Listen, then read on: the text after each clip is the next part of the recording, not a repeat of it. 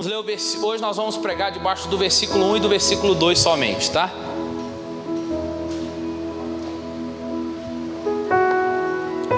Temos somente 4 capítulos Filipenses, mas a riqueza que há em cada capítulo, em cada versículo, será muito proveitoso para nós. Diz assim: Paulo e Timóteo, servos de Cristo Jesus, a todos os santos em Cristo Jesus que estão em Filipos, com os bispos e diáconos, graça a vós e paz da parte de Deus nosso Pai e Senhor Jesus Cristo. Amém? Pai, que nessa noite, onde daremos início a essas exposições bíblicas da Epístola aos Filipenses, que o Senhor nos guie, nos direcione, fale aos nossos corações, desperte o nosso coração para ouvir e para entender a Tua palavra nessa noite, conforme a Tua vontade e o Teu querer. Pai, nos ajude, ó Deus, leve cativo nossa mente, os nossos pensamentos, que venham estar agora ligados ao Senhor, Deus, em nome de Jesus, amém. Irmãos, vamos lá. A carta aos Filipenses é uma carta ética, trata da conduta, e também uma carta prática. Em sua ênfase, claro, certamente, incisivamente, nós vamos encontrar a carta aos Filipenses, ou melhor dizendo, a epístola aos Filipenses, centralizada na pessoa de Jesus. Para Paulo, Cristo era o mais do que um exemplo, Ele era a sua própria vida. Em tempos de tantas aflições e tristezas, de desajustes nos relacionamentos, este livro de Filipenses veio para preencher uma necessidade urgente de nossa vida e de nossas igrejas, onde a alegria e os bons relacionamentos precisam ser visíveis por todos. Na sua segunda viagem missionária, Paulo então vai de encontro à cidade de Filipos, a primeira igreja instaurada pelo apóstolo Paulo na Europa. E o interessante é que a igreja de Filipenses não se dá o início dela aqui na carta dela, essa aqui é só a carta, mas ela inicia falando aonde se dá essa viagem de Paulo. Atos capítulo 16, vamos lá? Atos capítulo 16, olha lá, Atos 16, a partir do versículo 12, mas tem uma parte aqui que eu quero ler com vocês. Paulo, Atos 16, vamos ler a partir do versículo 1, Atos 16, versículo 1. Chegou a Derbe e Listra, estava ali certo discípulo por nome Timóteo, filho de uma judia crente, mas do pai de pai grego. E os irmãos que estavam em Listra e em Icônio davam bom testemunho dele. Paulo quis que este fosse com ele, tomando o circuncidou por causa dos judeus que estavam naqueles lugares, porque todos sabiam que seu pai era grego. Quando iam passando pelas cidades, entregavam-nos para estes serem observados. E os decretos que haviam sido estabelecidos pelos apóstolos, pelos anciões de Jerusalém. Olha aí, de sorte que as igrejas eram fortalecidas na fé e cada dia cresciam em número. Passando pela Frígia e pela província da Galácia, olha aí, foram impedidos pelo Espírito Santo de anunciar a palavra na Ásia. Foram impedidos por quem? Por quem? Pelo Espírito Santo. Poderia Paulo em algum momento, vamos pensar junto aqui? Eu estou indo pregar o Evangelho, o propósito é certo, a direção é até legal, mas é a vontade de Deus. Eu estou indo pregar o Evangelho, o id dele. O propósito é certo, mas Deus quer que eu vou agora para aquele lugar? Então eles foram impedidos pelo Espírito Santo. Paulo poderia talvez dizer assim: só pode ser o diabo. Sim ou não? Ué, a obra é de Deus, eu estou querendo ir fazer a obra de Deus. Eu estou querendo ir fazer a obra de Deus e estou sendo impedido. Só pode ser o diabo que está me atrapalhando de ir. Pensa bem, eu e você não pensaria sim ou não? Sim ou não? Claro que pensaríamos, com certeza. Mas aí, quando chegaram, aí continua os textos, quando chegaram à mista para ir a Bitínia, e o Espírito Santo também não lhe permitiu. Então, tendo passado pela Mísia, desceram a Troade. Paulo então, olha aí, irmãos, como que as coisas é direcionada pelo Senhor, que lindo. Paulo então teve uma visão de noite, em que se apresentou um homem à Macedônia que lhe rogava: passa a Macedônia e ajuda-nos. Logo depois dessa visão, procuramos partir então para a Macedônia. Espera aí, vamos dar um parênteses aqui. O texto aparece aqui Paulo argumentando ou questionando Deus? Sim ou não? Paulo, parece aqui Paulo questionando a Deus: espera aí, Deus, eu estou indo fazer a sua obra, o Senhor está me pedindo, por quê? Eu quero ir para lá, e o propósito é certo, e a direção para mim é certa, por que o Senhor está me pedindo? É Deus dizendo: você quer até ir para lá, o propósito é certo, mas eu não quero que você vá para lá agora. Paulo não aparece questionando aqui, Paulo não aparece murmurando, mas Paulo aparece dizendo, olha o que o texto diz. Logo depois da visão, Deus direcionando, eu parti então para a Macedônia, concluindo que o Senhor nos chamou para anunciarmos o Evangelho lá, não cá, lá, aonde Deus quer que eu vá. Então, navegando de Troade, fomos diretamente para Samotrácia, e no dia seguinte para Nápoles. Dali, olha o texto agora, dali então fomos para Filipos, uma cidade, a primeira cidade dessa região da Macedônia, e é uma colônia de Roma. E estivemos alguns dias nesta cidade. Só até aí. Filipos, então, aqui é o início da igreja de Filipos. Aqui inicia a igreja de Filipos. A pregação de Paulo inicia aqui. O propósito de Deus com os filipenses começa aqui. O propósito de Paulo em instaurar uma igreja lá, Deus já tinha um propósito para ele naquele lugar. Filipos era uma cidade grega onde a igreja para a qual é endereçada e vai estar localizada lá. Era Filipos sendo a primeira cidade na Macedônia onde Paulo vai estabelecer a igreja. E essa trajetória, olha o que Deus fez para Paulo chegar lá. Aqui começa um GC, uma célula, você vai ver. E quando Paulo chega lá, vai haver o que? Se você continuar lendo o texto aí, você vai ver que Paulo, no dia de sábado, sai para ir orar. Quando ele chega no lugar da oração, já tinha mulheres devotas já orando ao Senhor. Lídia, uma mulher chamada Lídia, vendedora de púrpura, que trabalhava com artigos caros, essa se tornou cristã.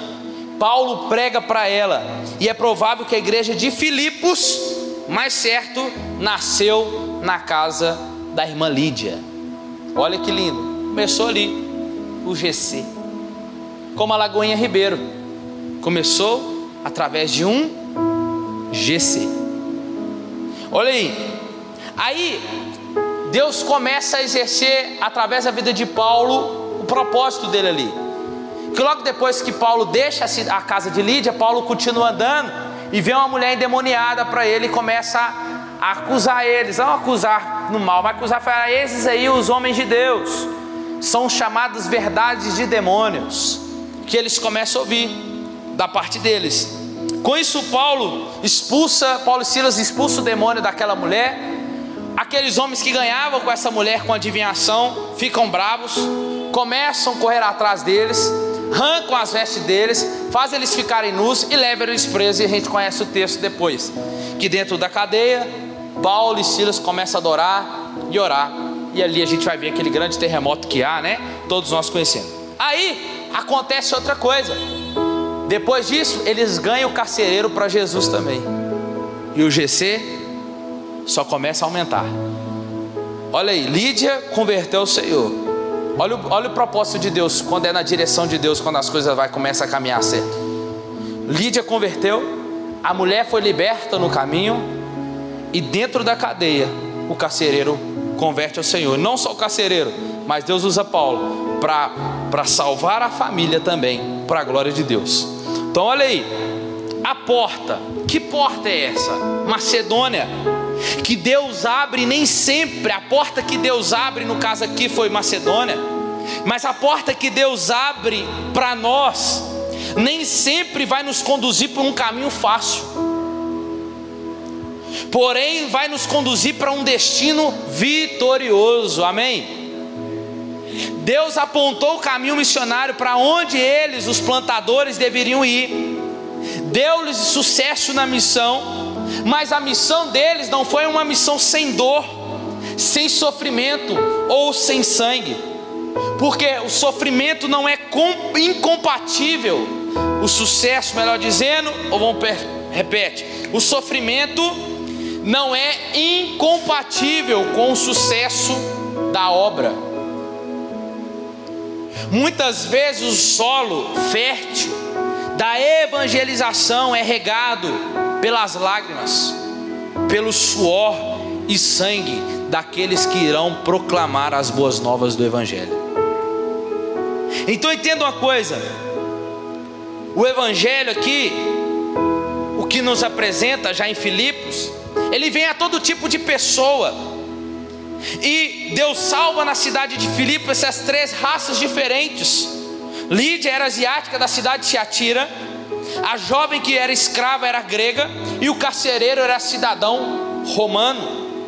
A igreja de Filipos começa sendo multicultural e multirracial, apontando mediante que aquilo que Cristo fez, salvando pessoas de línguas, tribos e nações. Então a carta de Filipos, ela é considerada a carta mais bela, uma das cartas mais belas do Novo Testamento. Ela transborda aqui diante dela alegria, generosidade e entusiasmo. Para agradecer à igreja de Filipos pela sua generosidade, Paulo escreve. Só que tem mais. Essa é uma carta de gratidão, além de ser uma carta de gratidão à igreja, mas a carta onde vai mostrar o envolvimento da igreja também, respondendo junto ao apóstolo Paulo mediante as suas necessidades. A igreja cuidava de Paulo também. Então vamos lá. Todas as cartas escritas por alguém sempre vinha. Hoje nós escrevemos a carta como? O seu nome vem aonde? Sempre no final, na maioria das vezes, é ou não é? Na época do apóstolo Paulo, de João, do apóstolo Pedro, as cartas escritas por alguém sempre vinha primeiro o nome do autor. Por isso que Paulo começa como Filipenses aí. Como que ele começa?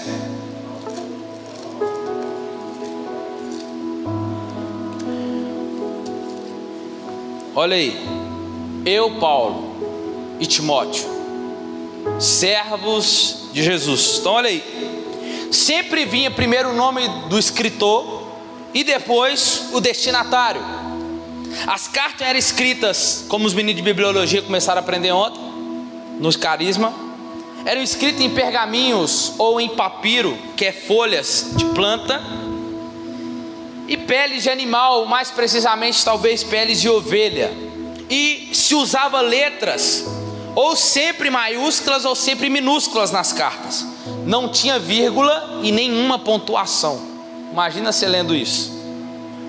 Nem sempre, entenda o propósito das cartas, nem sempre os apóstolos estavam nas igrejas, ou poderia estar, por causa das demandas grandes que eles tinham. E as cartas então era enviada com esse propósito, para suprir a ausência deles. É como se eu estivesse em outro estado, e eu como pastor da igreja, eu não poderia estar mas aí lá do outro estado eu enviava uma carta para cá, e no culto talvez de domingo à noite, Mateus, Valdir chegaria aqui e começava a ler a minha carta para a igreja. Era desta forma que acontecia. Então, as cartas eram enviadas nesse tempo para suprir as ausências deles, e essas cartas eram para ser lidas nas igrejas quando elas chegavam lá. É como se o apóstolo estivesse lá. Eram para ler essas cartas, e essas cartas eram para serem obedecidas. Então, é por isso que hoje em dia não existem mais apóstolos, como nós vemos hoje. Tem pessoas hoje que se denominam apóstolos, se consagram apóstolos, mas mediante a Bíblia não existe. Por quê? Nós aprendemos com Paulo aqui. Porque os apóstolos eram aqueles que enviavam cartas, que supria a falta deles. Aí depois que eles morreram, as cartas ficaram para as igrejas. O que acontecia? As cartas chegavam lá, eles vinham, fazia cópia dessas cartas e enviava para as outras igrejas. Era assim que enviavam. E sobre estas cartas que as igrejas eram fundamentadas. Por isso que a igreja é chamada, dentro da eclesiologia, a igreja ela é una, a igreja ela é católica, que significa universal, a palavra católica. A igreja ela é santa e ela é apostólica. É por isso que a igreja é chamada de apostólica. Não porque existe apóstolos, mas porque estamos fundamentados na doutrina dos apóstolos. Então, que essas cartas, as doutrinas dos apóstolos, é consubstanciada nas cartas que eles escreveram. Por isso que nós vamos em Atos dos Apóstolos, os discípulos que dizendo, eles viviam o quê? Na união, na comunhão, né? No partir do pão, estando em casa e estavam o quê? Fundamentado na doutrina dos apóstolos. Então hoje não tem necessidade de apóstolos, porque hoje a igreja já é fundamentada no ensino dos apóstolos. As cartas ainda estão girando pela igreja nos dias de hoje, glória a Deus por isso. Então todas essas cartas foram inspiradas por Deus, e portanto elas são autoritativas por todas as igrejas, e elas foram colecionadas. Olha que lindo. Pedro vai dizer em uma das suas cartas que sobre a coletânea que naquela época andava, as cartas de Paulo circulavam por aquela cidade que ele estava dizendo. No primeiro século, dos 27 livros que tem no Novo Testamento, 21 são cartas e epístolas.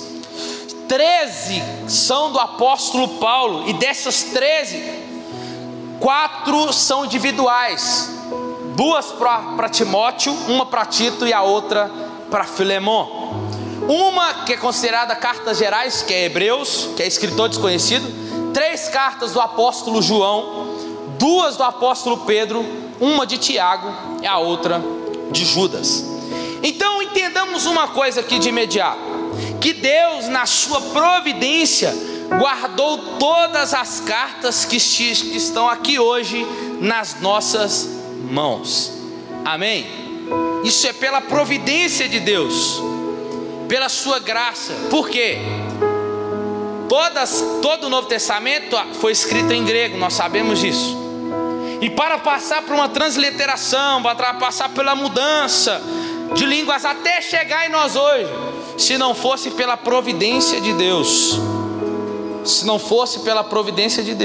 hoje nenhuma dessas cartas estaria nas nossas mãos. Por que ela está nas nossas mãos? Porque Deus viu que era propósito e é necessário que essas cartas estivessem nas igrejas hoje, e ela continua falando hoje. Então entenda, calma aí que nós vamos entrar aqui nos textos.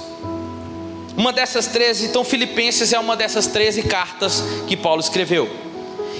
Essa introdução que eu dei aqui é só para te mostrar o trabalho que teve sobre a facilidade que hoje eu e você temos de abrir a Bíblia e só lermos, sem fazer mais nada. Em poder abrir a Bíblia em português, ou pelo menos tinha que abrir, né, para ler, e ver a carta de Paulo aos Filipenses. Isso tudo que eu falei aqui só foi para te mostrar o que Deus fez através da vida de Paulo, para que hoje nós tivemos essa carta nas nossas mãos. Pessoas morreram, se sacrificaram, para que hoje nós tivéssemos a Bíblia em nossas mãos. Então vamos lá, e já inicio quase terminando. Paulo e Timóteo, servos de Cristo Jesus, a todos os santos em Cristo Jesus que estão em Filipos. Paulo então está impedido de visitar as igrejas, porque Paulo está preso. A história vai dizer que Paulo deve ter escrito essa carta, assim como as epístolas das prisões, que é chamado Filipenses, Efésios, Colossenses e Filemão. Paulo escreve essas 4 cartas dentro da prisão. Uns vão dizer que eles estavam presos em Cesareia, lá ele escreveu. Mas de acordo com o texto bíblico em Atos capítulo 28, versículo 17 e diante, Paulo está preso em Roma. Paulo vai escrever a carta aos Filipenses no ano 60 a 62 depois de Cristo. Então, mais certo que Paulo estava preso em Roma, e é quando ele escreve todas essas cartas. Então, Paulo está impedido então agora, por estar preso, de visitar as igrejas, mas ele pode orar por elas.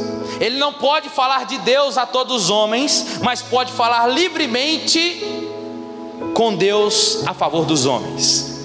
Paulo, o único escritor aqui, gentilmente acrescentou o nome de Timóteo juntamente com ele. Paulo não tem esse costume de fazer isso, mas é que Timóteo estava com ele no momento de escrever a carta e poderia ter exercido o papel de seu secretário. Juntos ele pôde dizer que eles eram servos de Cristo Jesus. Então sabemos isso, que Paulo é o escritor, o autor dessa carta, mas uma coisa dentro é que eles são servos de Jesus. A palavra grega aqui para servo ou escravo, a palavra grega é doulos. Escravo, o que significa, Edgar? Porque tem 2 diretrizes aqui. O escravo, quando a gente olha a palavra servo no hebraico e a palavra servo no grego. Olha que interessante. No grego, quando Paulo está dizendo, e a gente pode pegar esses 2 significados, é o que ele aplica aqui nessa carta. Chamado de escravo, o doulos, esse escravo não tinha direito a nada, pertencia a outra pessoa, no caso o seu senhor, e era desprezado pela sociedade.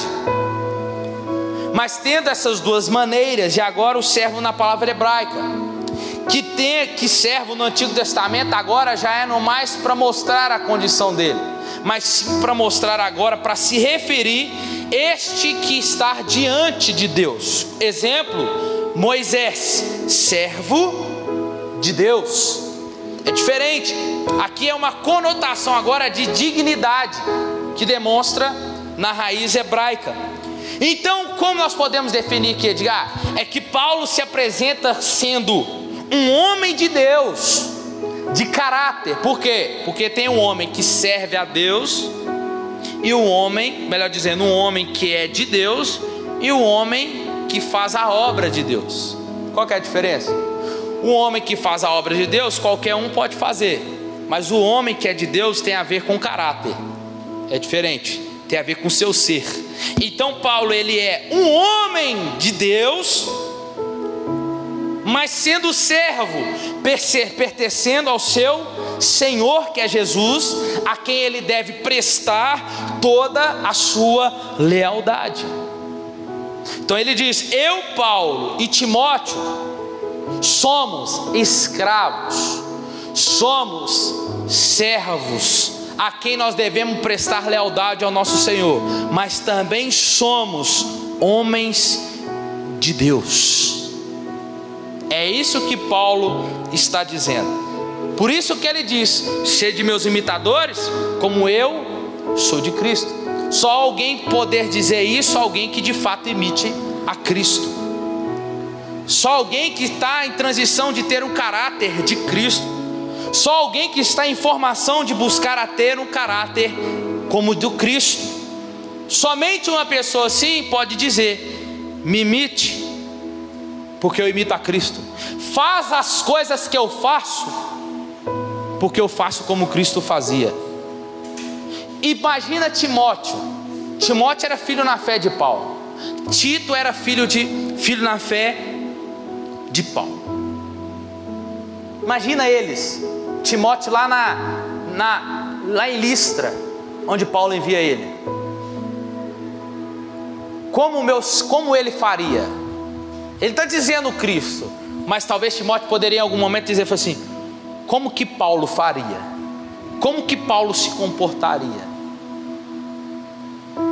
Tem a ver com conduta tem a ver com o caráter de quem eu sou. Eu só manifesto aquilo que eu sou, e aquilo que eu sou vai gerar em outras pessoas o quê? Vontade também de ser o mesmo. Então eu sou imitador de Cristo, assim vocês sejam também imitadores de Cristo. É o que Paulo está dizendo. Então entenda uma coisa: mesmo Paulo estando preso, mesmo ele preso, não faz dele um prisioneiro de César, mas sim um prisioneiro do seu Senhor Jesus. Talvez é Paulo dizendo: eu estou preso aqui, mas eu pertenço ao meu Senhor e não a César. É por isso que ele vai dizer em Filipenses 1:21: por isso eu posso dizer, eu estou preso, mas se eu morrer aqui é lucro, e o meu viver continua sendo Cristo. É isso que é lindo no apóstolo Paulo. Então é a mesma coisa de dizer: você e eu estamos no mundo, só que estar no mundo não faz você ser do mundo ou estar preso no mundo. Você pode estar estado passageiro, você está momentâneo, mas você não está aqui no sentido agora fixo, preso. Você não pertence a este mundo, você pertencia a este mundo. Você era servo deste mundo, e hoje você é servo do seu Senhor Jesus. É diferente. Então nós estarmos aqui não nos faz filhos deste mundo. Nós estarmos aqui não faz do mundo ser o nosso Senhor. Por quê? Porque a minha prática diz ao contrário mediante daquilo que o mundo me oferece. A minha conduta é diferente da do mundo. E talvez podem dizer então você é diferente, você não pertence a esse mundo. Por quê?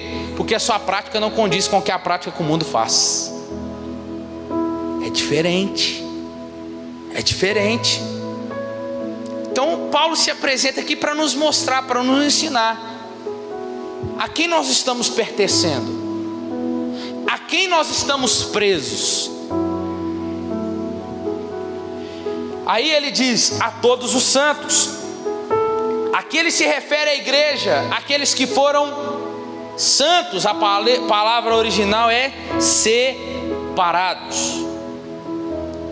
Não no sentido de estar limpos aqui, mas ser santos, Paulo está dizendo a todos os santos, ele está dizendo a todos aqueles que foram separados em Cristo, a igreja, todos aqueles que são agora a igreja, que creram em Cristo. Então foram separados pelo Senhor para ser a igreja em Filipos. É a mesma coisa ver aí carta a Lagoinha Ribeiro. Paz seja convosco. Eu, Edgar, servo de Jesus, e a todos os santos que está na Lagoinha Ribeiro. A todos separados, a todos aqueles que foram separados pelo Senhor para ser igreja na Lagoinha Ribeiro. Deu para entender? Então o termo santos aqui não designa para nós um nível de realizações éticas, mas pessoas que estão em Cristo Jesus, que foram separadas para viver uma nova vida com Ele. Amém? Eu já estou terminando. Você está aqui, irmãos? Prometo que as próximas 4 vai ser diferente, é porque a introdução é sempre assim. Filipos era uma igreja madura. Por que Edgar está falando? Porque Paulo vai escrever essa carta mais ou menos aqui 10 anos depois da visita dele. Olha aí. Então a igreja já se tornou madura. já tinha mais ou menos essa data que Paulo tinha lá. E nessa data, quando Paulo escreve, já havia diáconos e bispos instaurados naquele lugar. Então, e a palavra bispo aqui, na raiz palavra original dela é supervisor. É aquele que supervisionava o trabalho da obra de Deus. A sua função era esta. Os diáconos eram nos serviços aos pobres, visitar as viúvas, os órfãos, ajudar os necessitados, assim como era na igreja primitiva. Só que bispos, pastores, presbítero, é tudo a mesma coisa. Cuidado, trata-se do cuidado. Bispo é pastor, presbítero, pastor. A mesma raiz, só muda, claro, no diácono. Mas é tudo aquelas pessoas que foram separados para supervisionar, para cuidar da obra que é de Deus. Então, hoje em dia nós encontramos em algumas igrejas, né? Aí tem o pastor e tem, além do pastor, tem um bispo. Não pode, está errado. Não pode. Porque é a mesma coisa segundo a Bíblia. Por que é a distinção? Pode-se haver um pouco, como as igrejas presbiterianas, como a Assembleia de Deus tem os presbíteros e depois tem os pastores, mas exerce a mesma função. Quando o pastor o local não está, quem tem a liderança? O presbítero. Quando o presbítero não está, os diáconos. É assim que eles trabalham, tá? Mas todos têm essa função de cuidado. Então, o bispo ele tinha essa missão de supervisionar a igreja no serviço espiritual. Então, Paulo se apresenta, mostrando quem ele é, cumprimenta toda a igreja, os santos, e cumprimenta os bispos e diáconos. E o que motivou Paulo a escrever essa carta, irmãos? Aí no decorrer da história a gente vai entender melhor. Mas um homem chamado Epafrodito aparece, e era da igreja de Filipos, e vai até Paulo. Trouxe uma oferta para Paulo, abençoando a vida de Paulo, e veio pedir conselhos para Paulo, irmãos. Irmãos, Paulo em toda a sua vida preso, Paulo tinha tanta liberdade. Só depois que o imperador Nero, que ele morreu na época do imperador Nero, que fechou as portas. Mas ele tinha acesso de pessoas entrarem e saírem, visitar ele, a cela dele, e voltar quando quiserem. Isso era maravilhoso, por causa do que ele conquistou, de quem ele era. Então, veio esse homem Epafrodito pedir conselhos para Paulo. E mediante essa carta que Paulo vai enviar, e é mais certo aqui que foi o próprio Epafrodito que pegou essa carta e levou para Filipos e ainda leu. Mas o que estava na igreja acontecendo? Aí é a introdução da carta hoje, que nós vamos lidar com ela no decorrer. Epafrodito chega para Paulo e fala: Paulo, então, eu vim buscar uns conselhos. Além de eu trazer essa oferta, eu vim trazer pedir uns conselhos para você.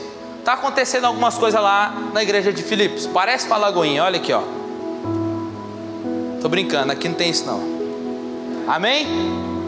Eu vou falar. A falta de unidade, Paulo. Lá está tendo falta de unidade, falta de comunhão. Aqui não tem isso não, né? Só lá em outras. Aqui não, em nome de Jesus. Amém? Amém? Tá bom. Havia falta de unidade, Paulo. Como eu devo proceder? Aí nós vamos ver capítulo 2 depois. Aí Paulo também está acontecendo outras coisas lá que está difícil de lidar. O que está havendo, Epafrodito? Está havendo uma disseminação. Está chegando falsos mestres lá e estão disseminando lá ideias judaicas na igreja. E a igreja, alguns estão começando a acreditar. Então Paulo vai escrever essa carta para a igreja em Filipos com esse objetivo. Com esse objetivo. Então esse era o propósito da carta que Paulo vai escrever. E mediante essas outras quartas-feiras que nós vamos lidar com todos esses textos aqui, e que serve para a igreja de hoje. Aí Paulo vai terminar a carta. Paulo vai dizer, eu vou fazer as aplicações daqui a pouco. Graça a vós e paz da parte de Deus nosso Pai e do Senhor Jesus Cristo. A versão cristã de Paulo nas saudações, ela é grega e hebraica, são combinadas aqui. Saudações com graça. Aqui ele está dizendo, Paulo, ele está dizendo a bondade espontânea, imerecida e amorosa de Deus para com todos os homens. Paz, esta é a graça. Agora a paz. Paz é a mais do que a tranquilidade íntima.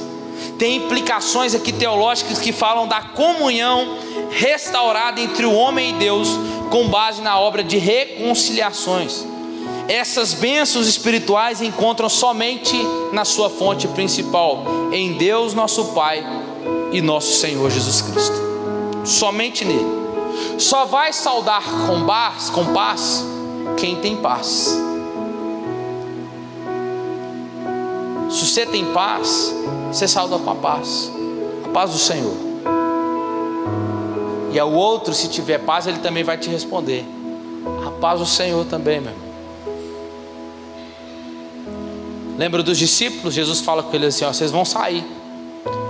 Viu 70, né? Vocês vão, não precisa levar o forte, não leva nada não, pode ir. A casa que vocês entrar, você saúda com a paz. Se eles não receber a paz, volta para vocês. Sacode a poeira dos seus pés e vai embora, porque ele não tem paz. Então quando alguém te saudar com a paz, você fala, a paz do Senhor também.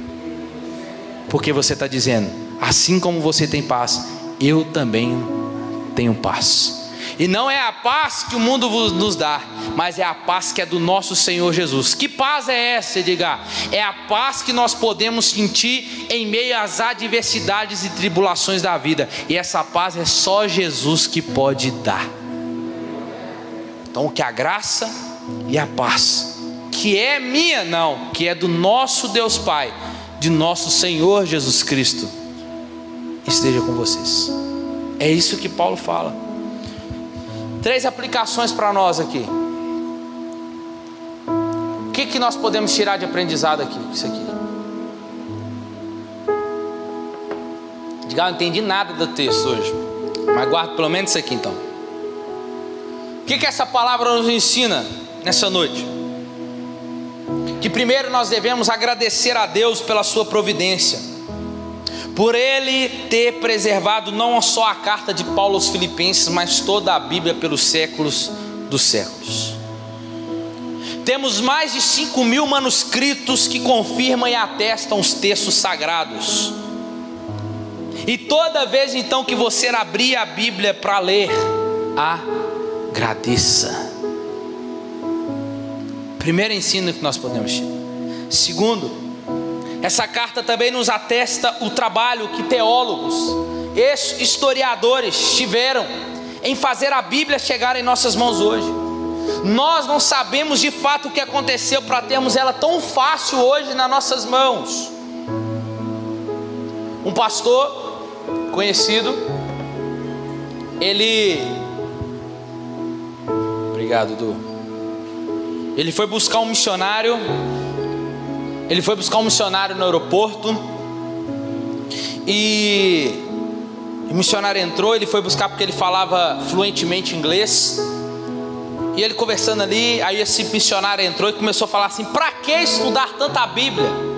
Para que ficar estudando língua grega, hebraica? Para que o negócio é pregar o evangelho? Não tem necessidade de estudar isso tudo. E ele é um pastor bem renomado, teólogo, pregador da palavra, fiel às escrituras. Ele ficou nervoso, parou o carro e disse assim: o que você usa para pregar? É ele, a Bíblia. Então você está cuspindo no prato que você come. Porque para essa Bíblia chegar na sua mão para você pregar hoje, precisou alguém estudar grego para traduzir, para chegar em você na sua língua que é inglês hoje. Então toma cuidado com o que você fala. Falou desse jeito para ele. Pessoas, vou repetir, pessoas morreram, pessoas estudaram, se gastaram e deixaram desgastar para poder termos acesso à Bíblia hoje em nossas mãos.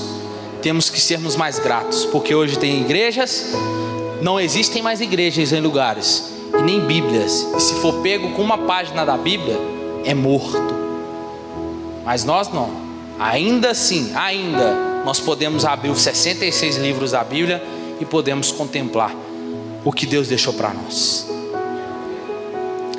E 3, por último, o que podemos tirar com essa pregação de hoje também é que nós venhamos reconhecer que Deus, Ele sempre ainda tem o controle das nossas vidas.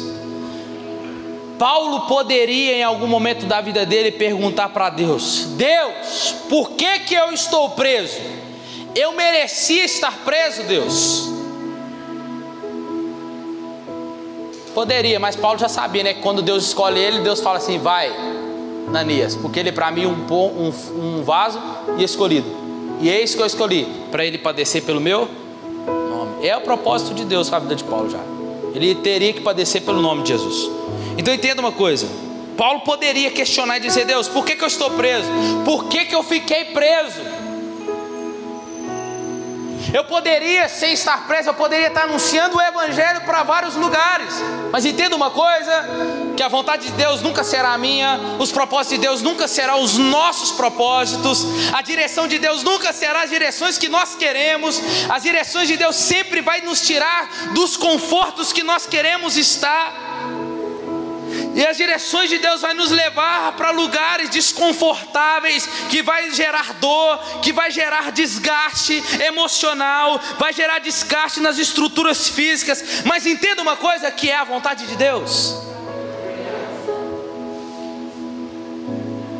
Entenda uma coisa, que nesses 2 anos Paulo não ficou meses, semanas preso. Paulo ficou 2 anos preso. E nesses 2 anos, Paulo escreve Filipenses, Efésios, Colossenses e Filemão. Pensa comigo agora: se Paulo estivesse solto, ele não teria alcançado o número de pessoas que ele alcançou através dessas cartas, ainda preso. Por isso que Paulo disse em Filipenses 1:10, nós vamos chegar lá semana que vem. Não vou ler aqui, que é mais. Ele diz assim: irmãos, eu quero que saibais de alguma coisa aqui. Fica tranquila, porque as coisas que me aconteceram aqui, você pensa que falhou em alguma coisa? Que eu perdi em alguma coisa? De forma nenhuma.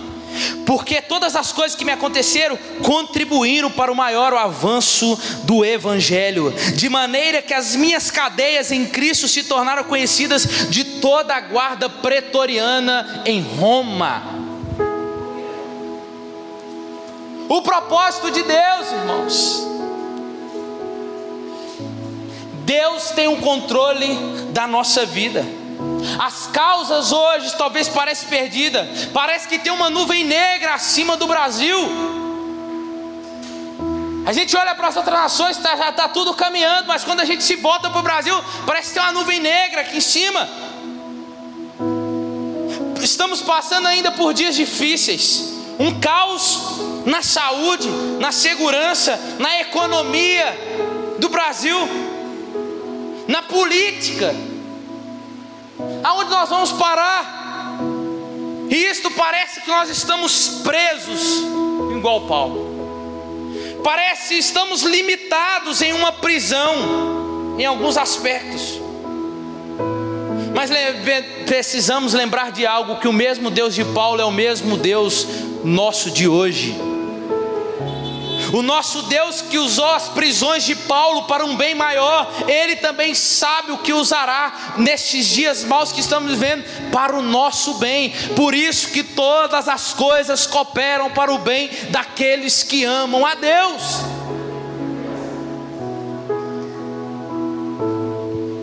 É Ele que vai nos guiar em tudo, assim como foi com Paulo. E isso tudo será para o bem da sua igreja, como Ele sempre fez e continuará fazendo. A igreja é dele, a noiva é dele, e quem pertence à igreja dele, Ele vai guardar. Não vai inibir dos dias maus, mas Ele vai guardar nos dias maus. Confie nisso. E esta é a mensagem de Paulo a Filipenses. Ele está preso, e nós vamos ver em cada capítulo ele falando: mesmo estando preso, a ordem é: alegrai-vos. Mesmo a ponto de morrer, alegrai-vos. Mesmo sem saber quando sair ou se vou sair, alegrai-vos. Esta é a ordem nessa noite para nós, com esse início aos Filipenses. Alegra-se, mas se alegre-se no Senhor. Mesmo que está tudo difícil ao nosso redor, parecendo que estamos presos, mas se alegre no Senhor. Se alegre nele. E se alegrar no Senhor não é ligado a momentos, não é condicionado a coisas ou por aquilo que eu estou vivendo, mas é ligado a nele, independente das circunstâncias ou condições. Eu me alegrarei no Senhor, o Deus da minha salvação. Fica de pé no seu lugar. Coloque a mão no seu coração.